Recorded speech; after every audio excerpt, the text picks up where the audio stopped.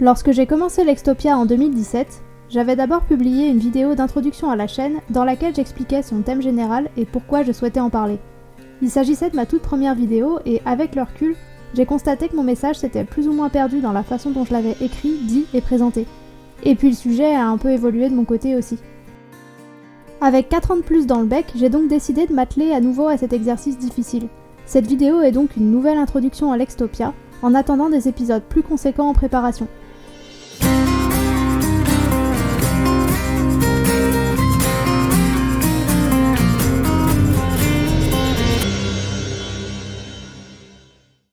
Paix et félicité!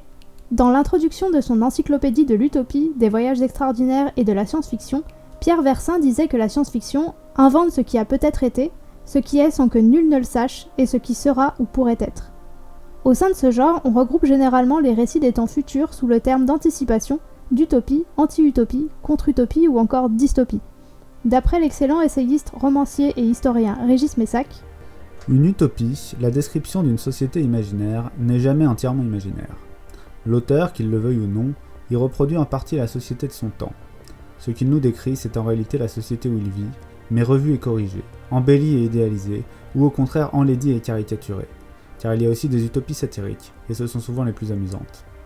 Une histoire des utopies serait donc une histoire des idéaux de l'humanité, des luttes et des critiques sociales, qui devraient être à chaque instant mises en relation avec l'histoire des sociétés réelles. Et c'est de ça dont il est question ici. Lextopia parle d'anticipation et d'histoire en même temps. Les descriptions de l'avenir ne sont jamais décorrélées du monde dans lequel leur auteur ou leur autrice évolue. Au contraire, elles découlent de ce monde, d'un contexte géographique et temporel. Elles résultent des changements et des interrogations d'un lieu et d'une époque. Quand les machines s'installent dans les lieux de travail puis les lieux de vie au XIXe siècle, c'est tout un quotidien automatisé, parfois déshumanisé, qui commence à s'inviter fréquemment dans la société de l'avenir. Quand le monde est au bord de la guerre nucléaire, nombreuses sont les descriptions d'un avenir où il n'est plus question que de survie après le passage des bombes. Le récit d'un futur proche ou lointain est donc un instantané d'un présent ou de certains aspects d'un présent dont il est issu. Un présent déjà advenu qui appartient désormais au passé, à l'histoire. En s'intéressant à ce futur, on peut donc entrevoir le passé et réciproquement. Très bien, si vous insistez, je n'aime pas beaucoup l'époque à laquelle nous vivons. Il semble que l'on ne meurt pas assez vite de nos jours. Alors on fait appel à la science pour trouver le meilleur moyen de dépeupler la Terre. Un futur imaginé peut prendre de nombreuses formes. Il peut s'agir de la description de la suite la plus probable des événements ou d'un monde hypothétique qu'on sait ou qu'on souhaite irréalisable mais auquel on compare le présent. Il peut décrire le monde qu'un auteur ou une autrice espère voir advenir, ou celui qu'il ou elle cherche à tout prix à éviter. La description de cet autre monde se fait alors par comparaison avec le présent de l'œuvre. Dans certaines d'entre elles, on constate d'ailleurs la présence d'au moins un personnage issu de l'époque d'origine, arrivé là à la suite d'un voyage, ou par déplacement temporel à l'aide d'une machine, d'une grosse sieste ou autre, et par lequel on découvre ce futur. Dans d'autres, le monde futur est parsemé de traces de l'ancien.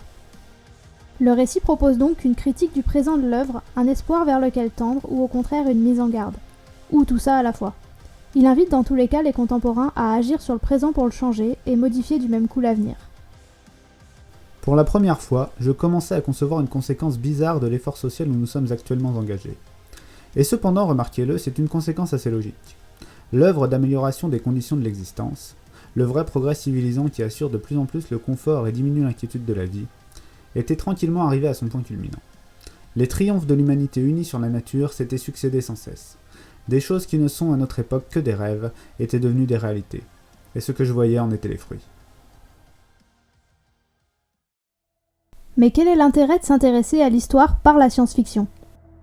La littérature d'anticipation porte en elle explicitement ou en sous-texte les aspirations, les envies, les craintes, les jugements, les valeurs et plus généralement l'univers mental d'un auteur ou d'une autrice, qui est au moins un peu le fruit de son époque, et qu'on partage à travers son œuvre.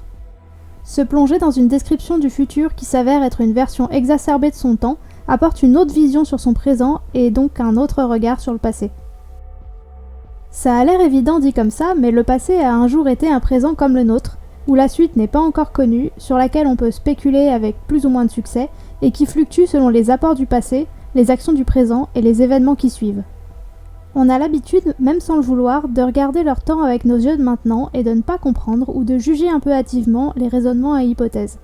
Parce qu'on sait ce qui s'est passé ensuite, on sait ce sur quoi certains avaient raison, ce sur quoi d'autres se sont trompés. Un peu comme s'il y avait une seule vérité à découvrir que les contemporains de l'époque ne connaissaient pas encore. Comme s'il existait un chemin tout tracé qui est celui qui est advenu, sans considération des moyens d'action et des voies qui s'offraient aux contemporains, et dont ils avaient conscience ou non. Par exemple, qui aurait pu être certain, au moment où elles ont été imaginées, que les utopies communistes échoueraient ou n'adviendraient jamais. Le simple fait qu'elles aient été écrites nous en apprend déjà beaucoup. Oh, le futur est déjà écrit, il est irrévocable, on ne peut pas le changer. Je me le demande. Au-delà de la recherche d'indices sur le présent d'un auteur ou d'une autrice, l'anticipation donne souvent l'occasion d'aborder son rapport à l'histoire. C'est cet angle que j'ai choisi pour certains des épisodes publiés jusque-là, où il a été question de la nécessité de recontextualiser une œuvre pour mieux la comprendre et l'apprécier, ou de l'utilisation du récit historique pour servir un propos. C'est par exemple ce que j'ai essayé de faire pour L'Âne et Jeanne de Franck Ferrand. Et à défaut de parler de contexte historique puisque le roman date de 2020, que j'enregistre cette vidéo en 2022 et que son contexte est aussi le mien, c'est son utilisation de l'histoire dans le roman qui m'a intéressée. Mais peut-être que dans le futur, si on retombe un jour sur ce roman très oubliable, on le verra comme un témoignage des délires souverainistes de notre époque. Oui, ces livres m'apprennent bien des choses.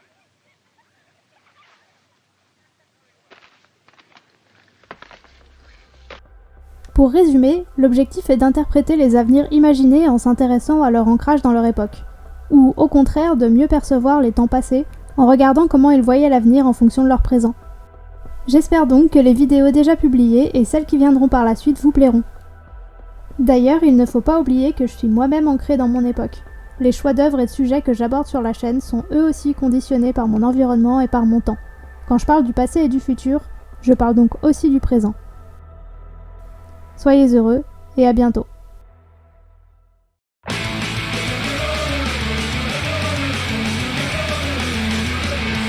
Toujours vivant, rassurez-vous, toujours la banane, toujours debout. Je suis retapé, remis sur pied, transformé qui veulent ressusciter. Tous ceux qui tombent autour de moi, c'est l'hécatombe, c'est Guernica. Tous ceux qui tombent à tour de bras, et moi je suis toujours là, toujours vivant, rassurez-vous, toujours la banane, toujours debout. Il est pas né ou mal barré, le blaireau qui voudra m'enterrer.